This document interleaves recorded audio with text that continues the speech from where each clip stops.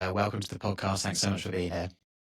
Thank you. It's my pleasure. I'm so delighted to be here. And it's so fun to be talking to someone all the way across the world. I'm calling in from Chicago. So it's exciting to be connected to the other side of the earth. Of technology, it brings us together, and it feels like we could be in the same room together having a chat. So it's incredible. Yeah, it is. It is really incredible. Of course, the audience doesn't know this, but we had a little pre-chat, and I feel like I already know you because we were talking about your 10-week-old and the sleep deprivation, the torture really that you've been exposed to for the last 10 weeks. Poor Yeah, thing. and I think we'll probably get into some parts like that as we go through today's conversation. So the first question I really have for you um, is about Stoic empathy. What a Yeah. great way to start a podcast. I'd love to get your perspective on Stoic empathy. I appreciate it. Well, Stoic empathy is a new concept. It's my concept, and it really is the very unlikely raw and remarkable infusion of empathy, which essentially translates to our understanding of other people, and stoicism, which essentially translates into our understanding and influence over ourselves, and utilizing those two things in combination with one another in order to gain influence in life, to gain power in life, to gain movement in life, but do it in a way that is corresponding to your values, to your morals, so that you can still feel as though you have the integrity that you want to have while getting ahead. And that is essentially the concept. But I also apply it in everyday conversations. I apply it in parenting. I apply it in networking. I apply it in any situation where self control leads into my leadership of those more vulnerable than me and around me. I love that. What a great answer and a great start.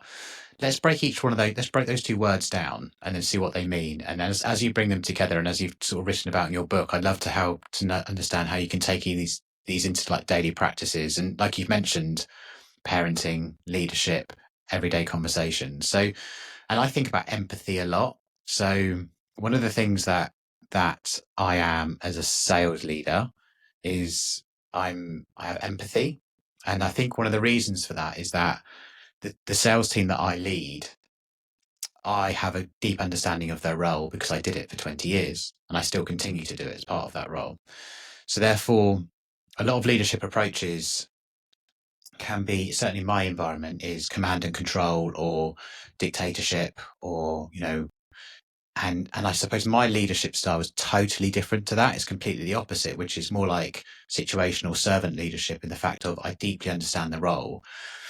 I think about empathy a lot. So maybe you could share kind of your perspective on empathy and what that means to you. I love it. I love it. So, what I do, and I'll try to use it in the context of you and your team. So, what I do with empathy is I break it down into two components. And this is not me, this is the field of psychology, right? Empathy is broken down into two components. On the one end, is cognitive empathy, and on the other end is emotional empathy. So, emotional empathy would be the form of empathy you're probably most familiar with, your pain in my heart.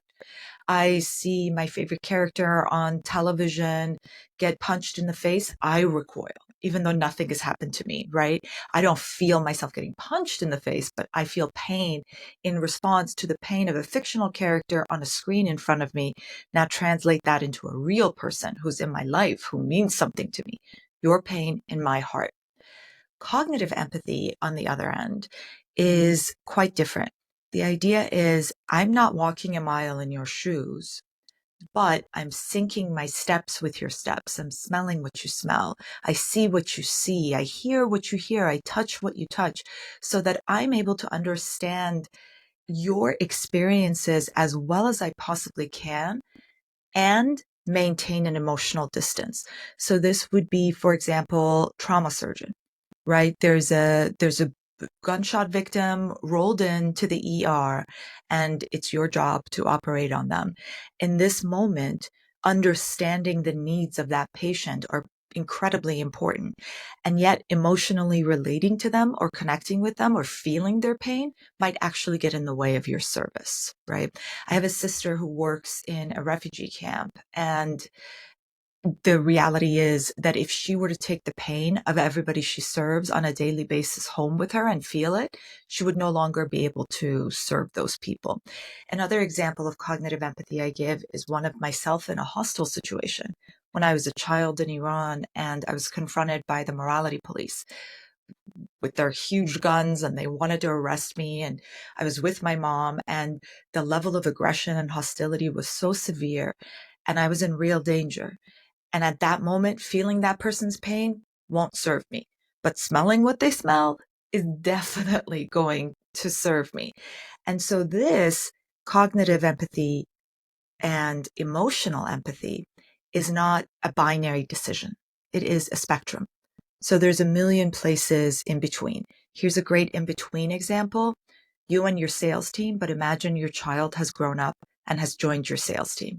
The kind of empathy you're going to have for your child in that sales team is just going to be fundamentally different than the type of empathy you're going to have for the rest of the team. But either way, you got to understand your team. Great answer. Great answer. So interesting, isn't it? Can I slightly go off the beat here and talk about that hostage Yeah. situation? I mean, what a scary, unbelievable. I can't even put myself in your shoes of what you were going through at that time. That must have stayed with you all of your life, that moment. So I was born in 77. The Iranian Revolution happened in 1979. So I grew up in the immediate aftermath of a remarkably bloody revolution. And in 1980, the Iran-Iraq War was launched. So Iraq declared war on Iran, and it was a 10-year war. About 1 million people died during that war. There's about 40 million people living in Iran at the time, so that's 1 out of 40 people. So at the same time that we were dealing with war and shortages and lack of electricity, we were dealing with the immediate aftermath of the revolution. And encounters with the morality police were not uncommon during that time period. It was a fact of life and something that you have to figure out how to maneuver your way through. Now, I don't know that I figured it out. I was a child, but that was the role of my parent. And it's often how I think about my parents as they maneuvered their way to keep me safe while trying to remain as authentic as possible to their own principles of equality and democratic living. And that was a Herculean task during that time period. And they did a remarkable job. They're heroes, those two. That's incredible. What a scary time. It's hard to reflect on it. It's almost unimaginable. Yeah, I appreciate that. Thank you. But what is that? What is that British phrase? You keep calm and you carry on. It's whatever you're born into. And I had the privilege of having this leadership in my home in the form of my mom and my dad, who protected me from the trauma as much as possible. And I actually learned a really valuable lesson. I learned that when you're around people more vulnerable than yourself, right? Where it be your team who relies on you for, say, health insurance or to be able to make their rent, or your children who rely on you for basic sustenance in life, much greater vulnerability there. When you're in charge of a group of people who are more vulnerable than you can't really lie to them about the risks and dangers facing them, right? When I was living in Iran, if my parents lied to me and said, hey, be true to yourself, just go out there and be yourself and tell everybody about your great weekend drinking illegal alcohol and dancing to illegal music. I mean, that's not something they could tell me. They had to teach me the reality and actually teach me to lie. And at the same time, they had to protect me from that trauma by acting in control of the situation and essentially being in as much control of the situation as they could given their circumstances. Otherwise, the the the real impact, the deep impact, the traumatic impact would be passed on to me, to their child, right? Like when you're responsible for a team and you get really bad news. I just lost a major client and it's going to impact everyone's productivity this year. Or or you're with your children and you get traumatic news, an incredible loss, or a devastating fall. And that message needs to be relayed to your team because you have to be honest with them. They're going to know sooner or later, and you might as well frame this, be the one to be able to frame it for them so that you can lead them appropriately. And maybe if they're a great responsible team or older kids, they can even help you through it.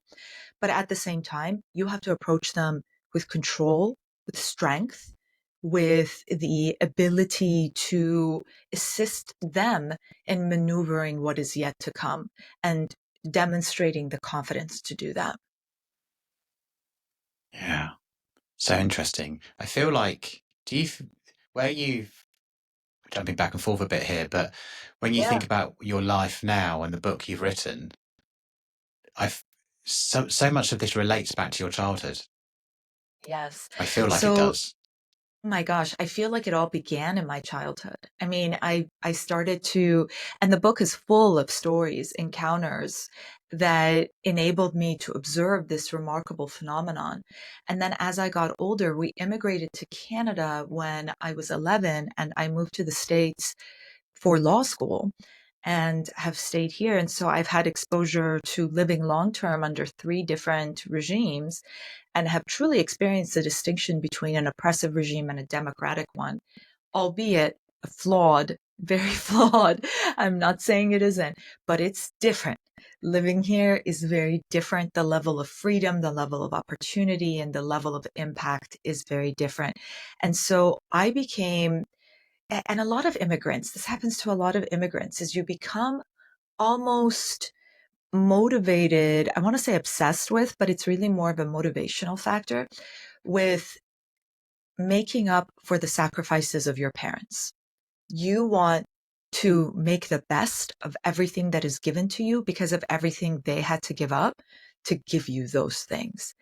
And it's not anything they ask of you. It's just something you put on yourself because they walk away from home and soil and sisters and brothers and parents and family and country and everything they've ever known, their language, their way of life. They walk away from everything. In my case, as with a lot of other people, they also walk away from financial stability and expose themselves to massive uncertainty and even outright humiliation in order to make ends meet so that you can have this opportunity.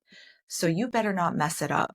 And so the motivation that my childhood and then the shifts in my during my childhood, my immigration, etc., have provided me throughout my life have been incredible. And my overwhelming feeling when I think back to my family and my childhood and that time period is one of strength and resilience and survival and the gifts that I had because so many people didn't have what I had and they literally died in those circumstances. It's incredible. It's incredible, isn't it? How much you've been able to take from that. But like, what is a very, well, it's not even a scary situation. It's an unbelievable situation for a child to go through. You're still framing some parts of it as a gift. That's an incredible Yes. mindset to take. Well, I'll tell you what the greatest gift has been. The greatest gift has been learning from and being able to reflect on my own mistakes and my own failures and my own failings during this time. And there have been a lot. And one of the things that I'm deeply interested in, because I literally teach, my book is called Stoic Empathy. I literally teach influence and control over yourself and over the room. And one of the things that is exceptionally and incredibly important to me is self authenticity. And it's a concept that I really struggle with because it is something in my childhood that I really struggled with. I literally had to be something different outside the home than I was inside the home in order to keep my family safe. And to this day, I grew up, I became a lawyer. I was in these complex international meetings, in these boardrooms, in these courtrooms. And the level of authenticity that I could take with me wasn't always complete in those contexts either, right? And yet I had to somehow find a way to bring that out, to bring that truth of me out now that I had some more freedom to do it. And so the struggle and the failures in that authenticity have been a fascinating aspect of Stoic empathy for me. And it's all about, again, awareness of the room, right? What is it that I can do to succeed in this room? What is it that I'm willing to compromise? What level of success am I willing to compromise to bring my own authenticity? And Simon, I always tell everyone, I'm not here to judge you. If you need to conform to a situation because you need to keep your job, because you have to make rent, I'm not here to judge you. I'm just saying whether you decide to conform or whether you decide to stand up and shout, that should be an intentional decision that you make based on the most likely consequences of that decision and not one you accidentally fell into because you were afraid of confrontation, right? So that's the journey essentially is, and for me, again, the greatest lesson has come from the failures of that journey, when I have failed to be authentic and when I have bent to the rules in ways that shamed me profoundly. And some of that happened when I was a child. And, it's easy to say, you're a child and you need to forgive yourself, but I don't know how easy that is for me. Mm. It's a tough one, isn't it? Because I think we're all put into situations where we're not our authentic self. Like whether it's in the corporate world, hopefully not too often at home, but certainly certainly in social situations, you're not necessarily always yourself. You certainly never always speak your truth or speak your mind, because is that a welcome thought? Especially in the corporate world, you've got to be very, very careful with what you say, and you do show up as a different person. There's no denying that. Years ago, actually, I went to therapy, and my therapist actually said to me, so I was going through a challenging time in quite a toxic workplace. She said, "What would it be like for you to who you are at home, which is a lovely daddy, playing, playful, joyful? What would that be like to turn up like that at work?" And I just laughed. I was like, "Well, that's an impossibility, completely impossible. How can I'll be eaten alive, and also I'll be discredited and etc." And I thought a lot about that. It was about 5 years ago. And every day since, I've been trying to merge those two characters together instead of them being Yeah. separate people. Yeah. And probably here I am quite a few years later, actually thinking I pretty much show up exactly as close to as I am at work as I am at home now. It's a huge growth. So it's really interesting what you're talking about, the merging of those characters. Are you always the same person in different situations? And I think once you start to be able to become your authentic self, I feel like there's more of an inner peace that you glean from that. Yes, I completely agree. I also would say it's a privilege to be able to show up as your authentic self. On the streets of Iran, if you show up as your authentic self, who may be someone who doesn't follow the Islamic dress code, you can be imprisoned or even killed. So the consequences of just not wearing a headscarf, I mean, something as simple as that, right, are massive. So I think it is also not only growth that we learn from our failures, our mistakes, and and the circumstances that we've been involved with, but it's also a growth that we're able to accomplish as a result of our power. As our power increases in life, we are we have a far greater ability to be true to ourselves without consequences that would harm us or our family. And so I think there's a certain level of empathy or compassion that I have for folks just starting out in the corporate world, because they're drowning. They just came in, especially if they don't come from that. I didn't come from that world. I had never been inside a boardroom or a courtroom or even an office building before I went to law school. I'd not been inside a building, right? So for me, this world was completely new, and trying to navigate my way through it without the alliances and to build those alliances, it was a challenging time.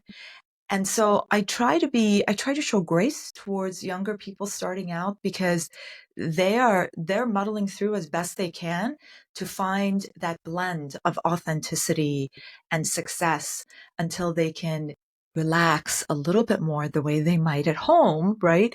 Because they have so much power and control and show up as their authentic selves.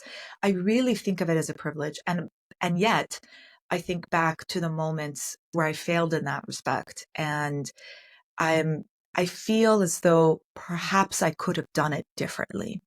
perhaps I could have shown up greater than I did. And so now when I'm met with challenging situations, and I'm sure you are too, even though you're leading your team, Simon, I'm sure from time to time you're in situations where speaking your truth can land you in hot water and you still choose to do it. Now you've learned how to maneuver your way through that situation, through that authenticity. You've also learned how to evaluate the pitfalls and benefits of that authenticity in that moment, right? And there's a kind of a beautiful thing that comes with that, with learning, okay, maybe I can't say everything I want to say right now, but I can still be true to who I am. And I certainly don't have to lie overtly or lie by omission about my belief system. And I can still maneuver my way through this room. And that is an incredible, incredible power to have. Yeah, there's definitely a big shift. And it's not, you've still got to be smart with conversations that you have. There's no question around that. But you can certainly layer on top empathy, understanding, and just human connection. But you're talking about situations which are, horrific for someone to go through. I mean, if you don't wear a headscarf, the fact that that can be demonized, I suppose. I'm not too sure what other words I can use in that instance. I mean, that's a very scary environment for you to grow up in. Yeah, I would agree that the examples I use are extreme. They're not extreme for my people or where I come from or the struggles they have every day, but I do utilize the extreme examples for a reason. I think that they help demonstrate the point and give compassion to those who don't come through authentically the way people like you and I living in the West, in the corporate world as senior leaders are able to do. The reality is though, and this is one of the things I talk about a lot in my book, is it's also really difficult to be in control of who you are. It's very difficult. I mean, have you ever had an experience where you conformed to the majority just to fit in? Of course you have. Absolutely. Yeah, of Absolutely. course you You have to. and You have to. yes, and it's even when you go into it with the intention of not doing that, it's not easy. It's a skill set. To be in control requires, by the way, a level of empathy. To be truly stoic and be able to regulate your emotions and feel what you feel and have the right judgments toward the right people at the right time in a manner that serves you, that serves them, requires knowledge of them and an understanding of them. And it requires a set of tools and a set of skills. And maybe it comes naturally to some people. And yet, whether it comes naturally to you or not, it is a skill set that you can develop, that you can grow on, and that you can succeed at eventually with time. Let's start to explore the skill set and how you can grow with it. But at the beginning, we've had a great conversation there. So we started talking about empathy. You broke it down for us. What about just breaking down Stoic? So some people might not be familiar or hearing that for the first time. So what do you define as Stoic? So, Stoicism, what I like to do when I talk about Stoicism is rather than speak of a spectrum, I speak in terms of a misconception. Most people perceive Stoicism to be a lack of emotional attachment or a total emotional detachment, which in fact is a psychopathy. It is not a healthy way to be. And I think very few people can successfully live that way unless they are genuine psychopaths or seriously mentally ill. So, what Stoicism actually is, as a philosophy, is a way of life as the Greeks taught it. And to this day, as it translates into what cognitive behavioral therapists and neuropsychologists would call emotive control, emotive intelligence, right? Emotional regulation is your ability to be who it is that you want to be, including your inner expressions, thoughts, and feelings at any given moment. It is literally the capability to find that authentic self within the noise and show up the way that you want and not as a matter of accident or because you couldn't help it. So here, what I look at in terms of the, this was cognitive and this was emotional. So here now we're looking at this is the stimuli. This is the response. Okay. In between the stimuli and the response is you. You are in there. You exist. So do all sorts of other power dynamics. They exist too, and we can't deny their existence. We can't deny the influence of your wealth, your power, the country you live in, the situation you grew up in, the connections you were born into, right? We can't ignore those, nor can we ignore you. You exist in this space. And you can call it a soul, a mind, a willpower. You can call it Stoic training. You can call it Buddhist mindfulness. This control that you exhibit over here is most prominent and dominant and exists in its purest form in your internal self. Your ability to control is greatest here, right? Whatever it is you can do out there, great man, good for you. I hope you're able to increase it with life. But what you do in here is your greatest power. And these are your feelings, your judgments, your thoughts, your responses to these external power dynamics that come your way. So Stoicism is about that. We don't want to deny the existence of all these other factors. That would be absurd, right? If you're existing in a concentration camp, it's not your fault that you wound up there because you didn't exercise sufficient amount of self-determination or manifest the right destiny for yourself, right? However, you can choose, Viktor Frankl writes about this, writes remarkable, remarkable books about this. You can choose to have an approach towards life that finds beauty on a daily basis. And that is an extraordinary thing that nobody can ever take away. And it's not the type of authenticity that I get to have or that you get to have. We get to wear what we want to wear, say what we want to say, go where we want to go. You don't get to do that in that context. But inside, you still get to be who you want to be. And when that realization hits, and when your actions actually end up aligning with who you are, because you learn how to emotionally control not just your thoughts, but also your body, right? Your heart rate, your sweat level, your tension level, your tone, your body language, your ability to relate and interact with others. You start to see your authentic self actually increasing the level of power you have in the real world as compared to other people. And it's this really, truly remarkable thing that happens. So that's essentially Stoicism in a nutshell, as I understand it. I love that. It's a great answer again. Yeah, it's so interesting because before I'd really learned or understood anything about the Stoic mindset, or just even understanding about sort of the internal side of regulation of emotions, and I had no idea, no concept at all a number of years ago that you could kind of control your thoughts, control how you feel, and you can actually do things on a daily basis that make you feel a certain way. I just thought I had no idea of that. And I feel like, it happened for me over a certain number of years and courses that I did. And I really wish a lot more people understood it and knew about it, because instead of, if you think about fight or flight, instead of being in the fight, how you feel quite often, especially in the sales role, or just being a parent, or just go navigating life, quite often it can be quite a frightening, daunting place. There's pressure, there's rent to be paid, there's lots of things, and you're constantly striving or fighting. And it's so interesting because you could be in exactly the same situation with some basic self-care routines and feel completely different about it. And it takes a level of growth and self-inquiry, and to be open to that, to kind of really feel your feelings, but also then have some tools to start to manage yourself, lead yourself, of like, well, what do I actually want here? How do I actually want to feel? It's so interesting because I had no idea years ago that we had that capability. I agree. And I would say it also takes practice.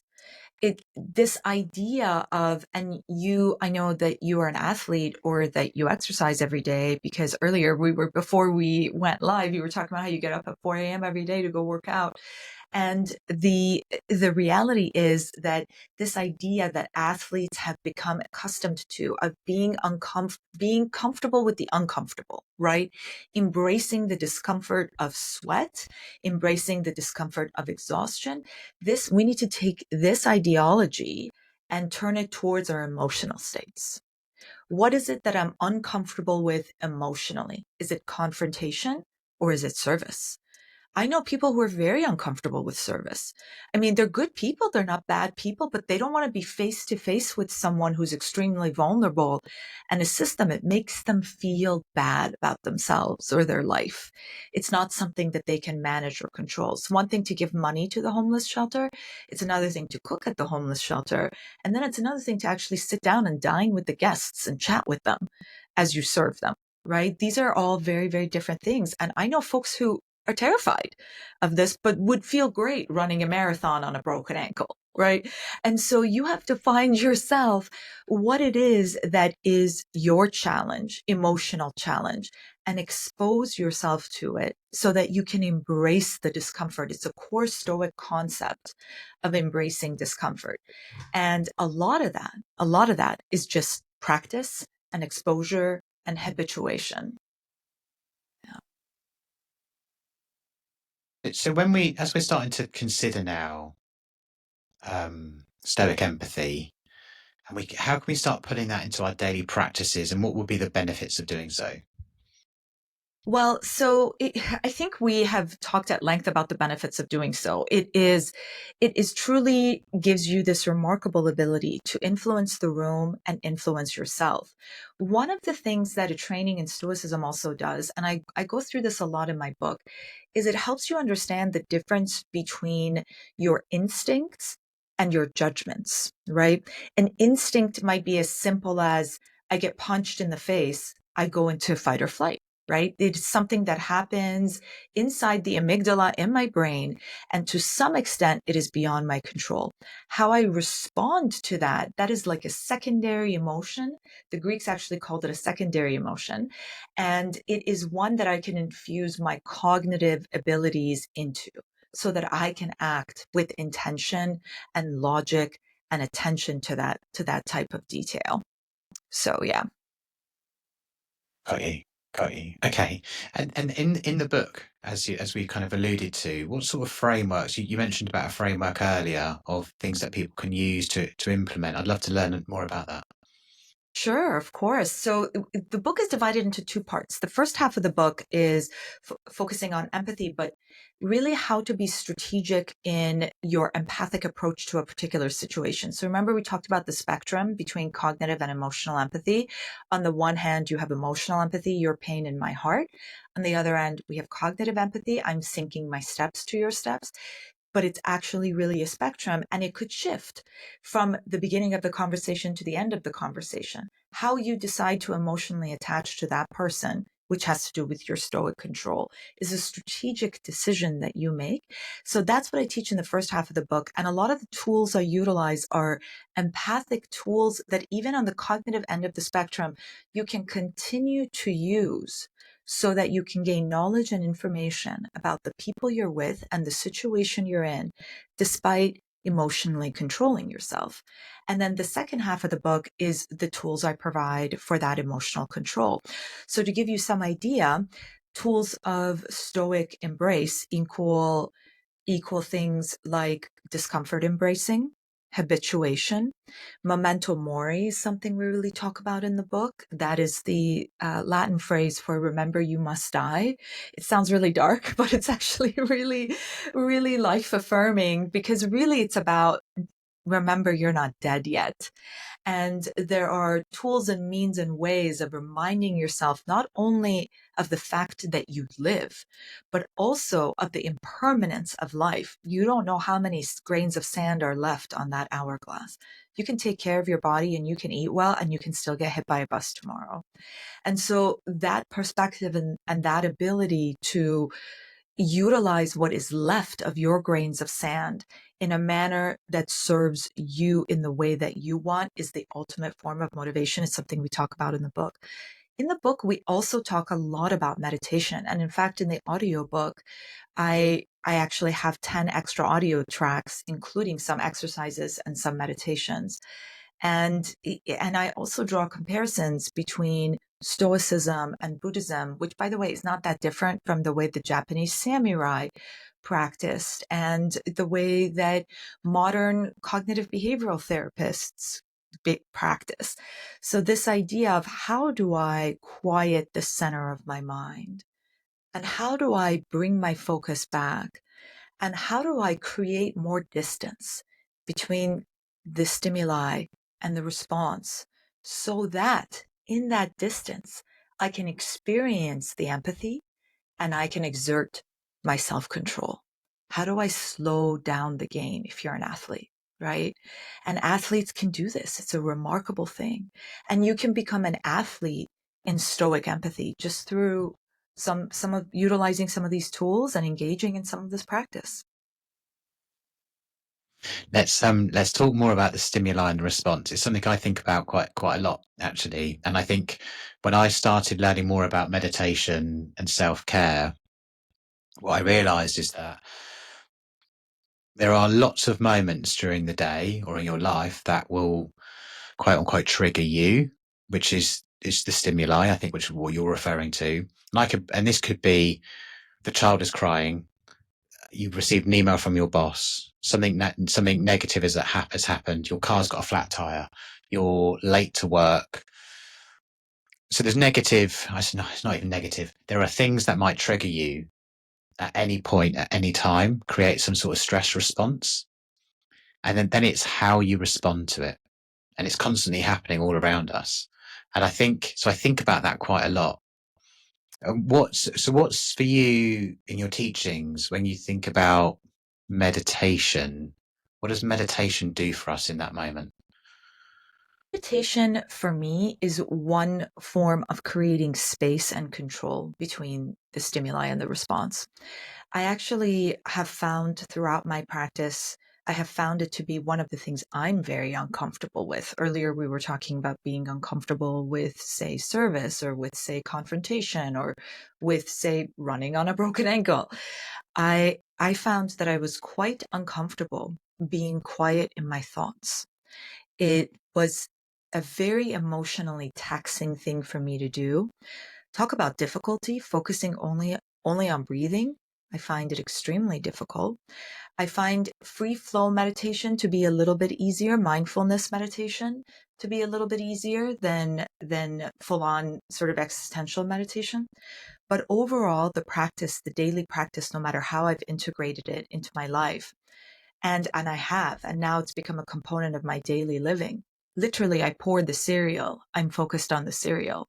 I'm in the shower and I take a moment to just feel the water embracing my body and listen to the sounds. When's the last time you listened to the water as it hits your skin? And yet it's something you experience every day, and it's an extraordinary thing. That first of all, that you turn a knob and water comes out of it. For me, that's incredible. And you can choose the temperature. That's crazy. I didn't have that growing up. And a lot of people around the world still don't have that. And then you can feel it embracing your body, right? The thing that there are wars fought over is all around you. Just being present in that moment and experiencing that feeling, that is something you can take in the embrace of your child. That is something you can take into the thrill of your encounter with a client, right? Or the excitement of meeting a new human being and being able to connect with them and serve them. That is probably your definition of sale, right? So that I can serve this individual and serve myself and serve my organization. That is a kind of a thrill. And so for me, meditation specifically provides that tool. It's not the only tool. There are other tools, but it provides one means of providing that tool. A lot of people use gratitude journals. A lot of people use ice baths in the morning. Every morning they get up, they go for a cold plunge for 3 minutes of discomfort. And that is their way of setting their intention for the day, of embracing the discomfort that is to come and creating that space as much as they can so that they can slow down the game for themselves. And a lot of that also comes from your empathy. Your awareness of the needs of the people around you often compel you to quiet your mind and create that distance. if you are in the middle of parenting your child and you receive traumatic news, I promise you, you are able to act with a weird sort of rationality. You do the right thing by your child. And no matter how many influences or sounds or noises or factors are going through your head. So it's exactly that capability, but taking it and learning about it and breaking it down and using it in everyday circumstances and situations. Yeah, that's fascinating. I love your answer once again. I think I know certainly for me, learning over a number of years, focusing. Sorry, I'll start again. Setting a daily practice of meditation and some journaling. The profound benefits that's had for me, it's hard to really comprehend. It's completely changed my life. I don't like it when people say it's changed my life because it just seems a bit too much. But but for who I was a number of years ago to who I am now, in terms of who I show up for as my family, who I show up to at work, that how when I'm now in situations which can be can be considered quite stressful, or the stimuli is intense,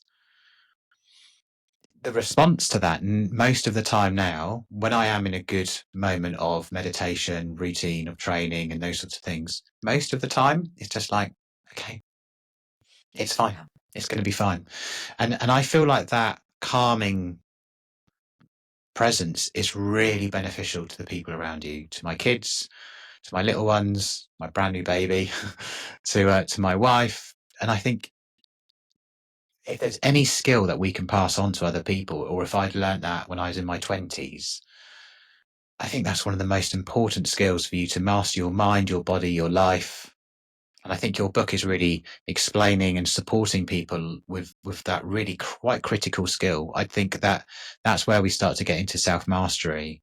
And actually, simply having a 10-minute, 20-minute meditation practice at the beginning of the day, it's so transformative. It's hard to explain. There's no negatives. It's like it's the most So amazing thing in the here's the world. thing. It does sound glib to say it changed my life or I'm a different person. And yet, can you imagine if we were the same people we were 10, 20 years ago, if we hadn't exhibited meaningful growth during that time? Is that not, after all, one of the points of life? Part of the meaning of that which makes us human is our growth and the accumulation of wisdom, right? And the ability to learn and shift from all of these different forces in hopefully a way that is positive. I hope that I am not the same person 5 years from now as I am right now, which means I'm doing all kinds of things right now that I won't be doing in 5 years because I don't agree with them anymore. And that provides me with a confident humility that I can take into situations so that it's no longer glib to say it changed my life. It rather is the goal. You are aiming to change every minute for the better, right? So that the accumulation of those small changes can be massive. With respect to meditation and journaling, really, really fantastic ways of learning more about yourself, figuring out how to slow down the game. If 10 minutes is really overwhelming to someone, which I understand, I've had periods in my life, high trauma periods, where being quiet with my thoughts for 10 minutes, no way. There's no way. That was too frightening. I could not expose myself to myself in it that way. It's too raw, too vulnerable, too pure. I can't sit around and feel these feelings right now. I mean, and it was hard. But here's the thing. And again, this is the Stoic training. Maybe you shouldn't do it for 10 minutes that day or 20 minutes, but you should still do it. You should do it at least a little bit, because distancing and losing who you are is problematic. It will not serve you in the long term. So if you need to guard or protect yourself, even from your own trauma at any given moment, I get it. I understand.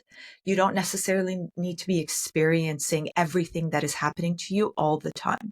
There are times when you need to preserve and protect yourself. POWs, we'll talk about this, right? Prisoners of war, victims of torture, times where you just had to distance yourself, and on a lesser level on our everyday interactions and everyday encounters. But if that victim of torture never comes to grips with their torture, they will never fully heal and grow the way that they are meant to as a human being. So one of the things I advise people is a 3 by 3 rule, which is 3 minutes of meditation 3 times a day. It's a very approachable task, and your meditation doesn't have to be an entirely quiet moment with all of your vulnerabilities. Your meditation can just be feeling the water surround you for those 3 minutes. Don't even think about anything but the water. And if your mind wanders off, come back to the water. And the reason it's easier is that in that moment when you're in the shower, that is an external stimuli that is neurologically impacting your brain. So focusing and concentrating on that is easier and more approachable than staying with our breath, right? Breath work is very, very difficult and very advanced. If you can't do it, if you get distracted, don't give up. Stay at it, and always feel free to revert to the stimuli based meditation. Another one I do is the sound meditation. And you've heard these before. These are like soundscapes where you focus on the sound of the birds or on the sound of the rain or on the sound of the stream. The soundscapes you can do just walking down the street. Attune yourself to the sounds around you, even if they're cars and ambulances, right? You might not live in Eden, and that's okay, right? But turning that focus outward gives you that mental break, that mental rest that enables you to get accustomed to slowing down that space, which is really what you want to be doing so that you can act with greater intention and awareness as you move forward. So you're really talking about sort of commanding your mind to focus on one thing. Maybe it's the water, maybe it's the birds, maybe it's an ambulance. But it's just focused on one thing. Yes, what you're doing is you're commanding your mind to focus on a singular thing. I think that's what you're saying. Yeah, so what you're doing is you're commanding your mind to focus on things it wasn't focused on before. And it can shift. So if you're doing a walking soundscape meditation, which I've done before, as you walk, the sounds you are exposed to change. So what you are focused on changes, right? And it's okay if it's more than one thing during the meditation. It doesn't have to be one thing the entire meditation. But as you shift your focus to the birds, as you shift your focus to the cars, to the wind, to the sound of the leaves rustling, right, in that wind, there is an extraordinary freedom that comes with that because you are now free from the trappings of your own busy mind, of your own fight or flight, of your own fight, flight, or freeze, I should say, because you're still moving, you're still interfacing, you're still interacting, and you are experiencing the world around you. All of it existed a minute ago, and yet you couldn't even hear it. And you really couldn't. It's this incredible thing that I now shift my attention this way. And that gives me the power to shift my focus. So when I'm in that situation of tension or stress, and I'm suddenly in a fight or flight because I'm in a conflict situation, right? I have that same power to shift my focus and attention away from the busyness, calm myself down, which literally enables me to slow down the amount of activity taking place in the amygdala. The book actually has a lot of neuroscience in it. I try not to cite to a study unless there's been an fMRI involved somehow so that I can bring the hard science of this into it and help people understand what's actually happening to your brain in that moment is you are literally slowing down the activity in the amygdala and you are increasing engagement in the areas of your brain that are responsible for cognitive function and emotional regulation. And therefore, you are in greater control than you were a minute ago when you were acting mostly on instinct.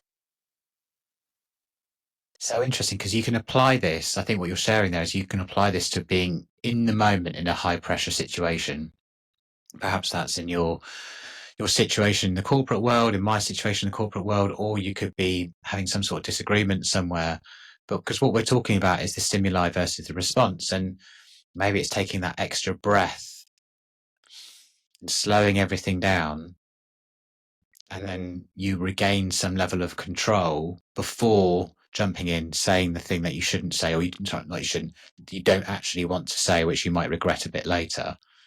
And it's kind of getting that level of self-control instead of getting pulled into something which, maybe they're trying to antagonize you or bring you into a situation. Or I'm in that situation all the time in Yeah, sales. Now that they'll ask a happens. simple question. They'll ask a simple question. It's like bait, and they'll say, "Tell me about your competitor. Why are you betting your competitor?" And in your early career, what you'll say is you'll start telling them why you're better than a competitor. Or you're better, Re- right? re- it's really the wrong approach, unfortunately. So you need to take a step back and go, I'm here to talk to you about my company, and you're welcome to evaluate theirs. They've got a great solution, and take a step back and then focus then completely on on what your value proposition is and what you can do for the business. And I think I'm right for you for this reason. But in situations, you'll absolutely be pulled into conversations like that. No doubt in your career, you're constantly pulled into kind of those sorts of conflicts as well. Yes, and in my context, it's some sales, but it's mostly negotiations. And so it's me, here I am sitting on this side. Here's the counterpart sitting on the other side. We both represent clients and we are attempting to reach a settlement agreement, for example, right? So everybody sort of wants to get to the same place. And that's also the case with sales. Everybody sort of wants to get to the same place. You want to make sure that your product is able to serve this individual, right? And they need their problem serviced. So it's really your approach and your intentions are not that different from their approach and their intentions. And you want to make sure that you don't walk away having been taken advantage of, which does happen, especially when you get triggered. So one of the things that you do when you take that breath, when you allow for that space, is you ensure that that breath isn't just a waste of time, but rather it is a gift of time so that you can use that time to exert good judgment, rethink what your instinctual response might have been. Listen, I've done street fighting before. I've been in situations where the right move is to punch someone in the face. That is, that can be the right move. I'm not telling you it isn't, right? What I'm saying though, especially if you're in a physical encounter with someone on the street and you're in danger, you're threatened, right? There could be a physical response that would be the right move, but it has to be intentional. Just like the boxer who gets punched in the face is disoriented, right? Discombobulated, and yet has to maintain their focus, has to maintain their strategy and their approach. How tired am I? How tired are they? How much am I able to take versus how much am I able to give versus what is my skill set versus what is my weakness versus what is theirs? These are all things that your mind needs to undergo in that situation, in that evaluative, negotiative position. And that breath helps you get there. And what's really incredible is the breath is a real breath. It is a real beat of silence and moment of time until it isn't, until the game literally slows down for you. And you are able to respond in the way that your judgment would indicate that you should, and your wisdom would indicate that you should, with a split second versus an actual beat, right? But give yourself the actual beat if that's what you need in the beginning. But I promise you, with time, you'll be like Neo in the Matrix, and the bullets will be whizzing by according to everyone else. But for you, they will have slowed down. So insightful. So insightful. It is, because these are quite literally skills that can change your life. It can change your outcomes. It can change who you are, can change how you feel, change how you show up with your family, it's it's in those moments where you are triggered, and that's daily, or even just that there's a craving inside you. Let's just say, let's a real practical situation. Let's just say someone is looking to lose weight, right? And then Yeah, they food constantly noise. get this, yeah, they're constantly getting this craving of go to the fridge and have a look around and find something. But if you can, one of the things, I'll revert to a post that was I saw by a fitness influencer, in that losing weight was 10% going to the gym, and 90% not emotional eating. And And that not emotional eating was just have some distance between the craving and then the action that you take, because it will pass. That moment will pass. And whether it's 5 minutes or 10 minutes or 20 minutes, I normally find out some sort of craving sort of goes within 10 or 20 minutes. Your body just moves on. And you kind of just need to distract yourself at that time. And whether it's, a meditation like we're talking about, just a few moments, or go outside and have a walk, changing your state in some way makes a huge impact to yourself. Just changing that habit of going to the fridge. All of this is So life changing. all of that, I love that so much. I think for some people, the food noise is so constant, is so ever present that they actually literally have to try to control the noise. And then when you get practiced at it, it starts to pass on its own. I have a friend of mine, her daughter is in her mid 20s, and I hope you don't judge me, but the daughter goes to raves and every once in a while gets high at a rave. And I said to her, I said, but how do you do that? How do you get high and not overeat? I'm always curious about that because of the munchies. And she said, it passes.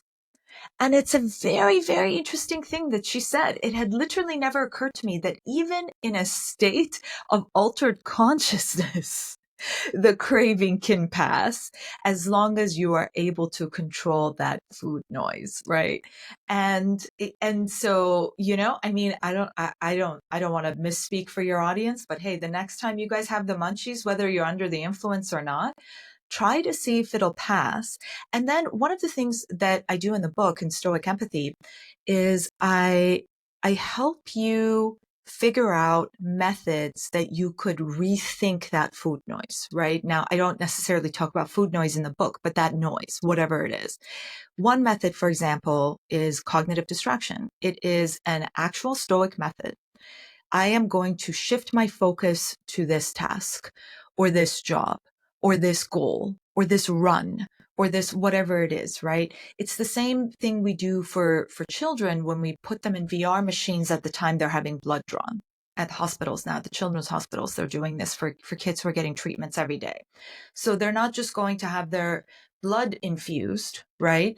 But they're going skiing or they're going, and there's this shift that takes place, but it's also a distraction. So the first one is the distraction. The second one is the cognitive realignment, which is, again, I'm not going to the hospital to get a blood transfusion. I am going to experience VR and get better and heal. So I'm stronger, right? It's the way we conform anxiety into excitement. It's essentially the same feeling, right? It really essentially is. And yet it's just the approach that we have and the perspective that we have that allows us to twist the way we think about it. And there are lots of ways to practice this as well in reflection, in journaling, in meditation, in your daily actions, your daily practices. That also makes a really, really big difference. But understanding it is the first step. What does it even mean to cognitively distract? What is it that I'm even suffering from? What is this noise? And maybe it's not food noise. Maybe it is fear. Maybe it is anxiety. Maybe it's anger. Some people are remarkably distracted by their anger, and some people are remarkably distracted by their sorrow. That's not to say your sorrow or your anger or your fear or your anxiety are unhealthy. Those can be emotions that serve you and warn you about dangers and preparing for difficult situations. However, if you're not able to get out of it, if it is becoming noise in your head and controlling you instead of warning you so that you can control yourself, that's when it doesn't serve you anymore and becomes problematic and you need to get on top of it. Yeah, just thinking about that idea, one of because you can kind of relate it to pain and say sometimes you can be in pain. Is pain good or is pain bad? Well, pain actually can be a really important warning signal. So, for example, you put your hand on the stove, it's hot. Okay, that's a warning signal. You shouldn't do that. Okay. The interesting thing is when you relate that back to mindset and your mind and how you feel, it's okay to feel bad, to have a level of pain. but then use that as a warning sign. You wouldn't feel pain physically and leave your hand on the stove. You know it's hot, so therefore you step away. You're like, okay, that's danger. And I think that analogy was shared with me when I was doing some of the mindfulness courses, was that, okay, now we're beginning to tap into how we feel. And when something doesn't feel right, or we are getting triggered with anger, it gives you that level of self-inquiry to understand, okay, actually, let's accept these feelings, but let's also then use the meditation or the journaling or the walk to find out and have some self-inquiry of what it is, what's unsettling you and why is it. And I think the more you lean into those sorts of things, the more you understand yourself, but also allows you to come back to also almost our very first point, which is you got start to live a more authentic life and make more authentic decisions. Absolutely spot on. There's a disorder that is known as congenital insensitivity disease, right? Or congenital insensitivity to pain. CIP is the short form. It is an actual disorder.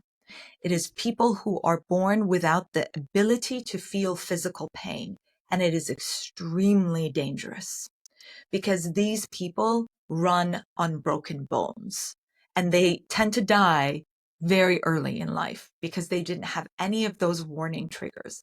And the same is true for, someone who has complete congenital insensitivity to emotional pain. That pain is a terrific reminder and motivator, right? And that pain, if it takes the form of fear, listen, it could be a saber-toothed tiger. You might actually need to really run. And if you don't feel it, you'll get mauled. And that's a reality. And so embrace, and I know it sounds so cheesy, and we've said so many cheesy things during this talk, but embrace the pain, be comfortable with it, but don't be obsessed with it. Don't live in it and don't allow it to control you. Uh, Control it, whatever that pain is, but be grateful for it. When I'm anxious to say appear on Simon's podcast, right?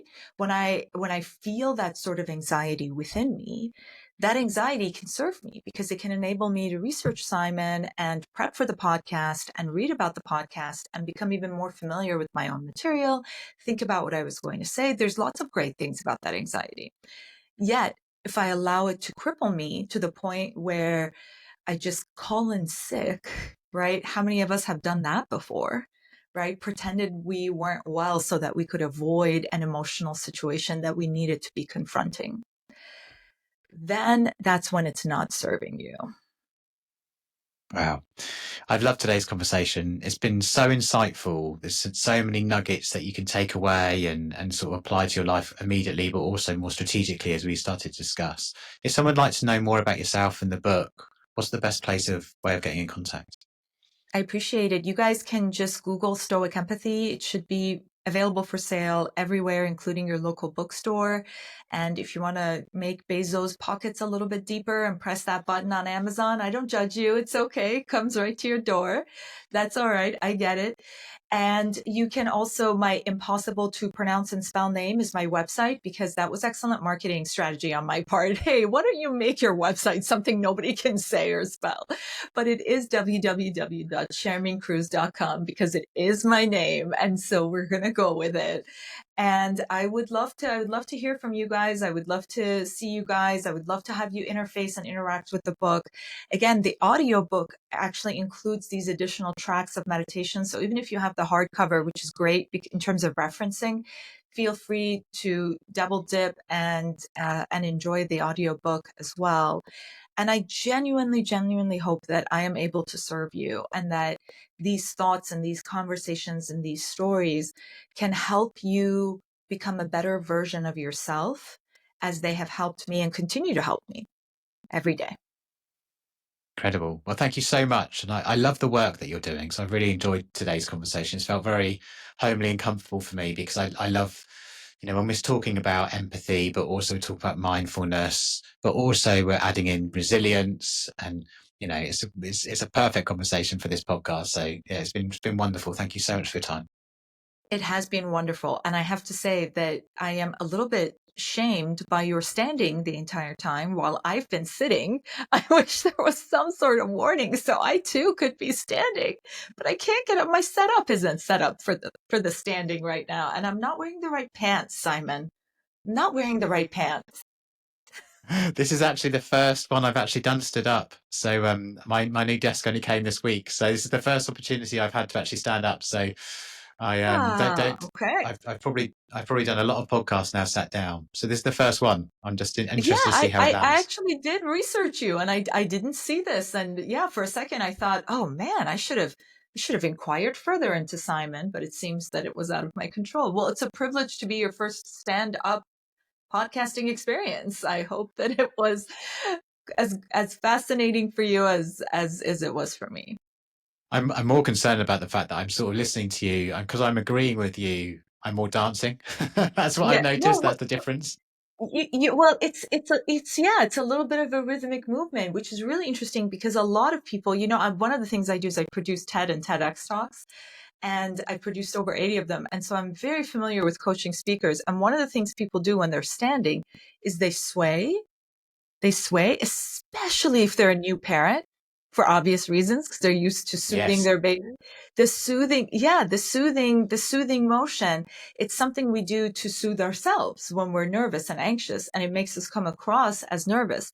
And I don't know that I've ever seen anybody convert the sway into like a fun little beat that doesn't come across as nervous or anxious at all. it's just it's just kind of fun and excited and into the conversation. So keep at it. I like it. Oh, we'll see. I can actually before we end, I can actually bring us down at the same time as well. And this is probably how we can say bye. Oh, oh wow. Okay. But thank you so much for your time today. It's been a real pleasure. The pleasure was entirely mine. Good luck with the sleepless nights, my friend. Thank you so much.